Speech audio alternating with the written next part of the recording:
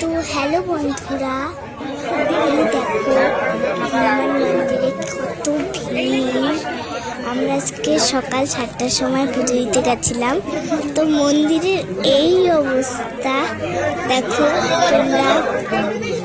পুজো দিতে গেছিলাম, মন্দিরের এই অবস্থা হয়ে গেছে। কি লাইন, কত ভিড়। আমরা তো একদম শেষে দাঁড়িয়েছিলাম।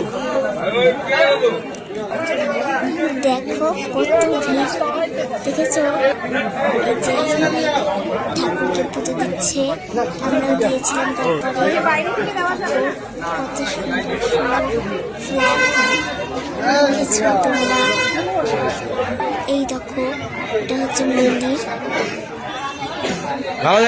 তো দেখো কত সুন্দর।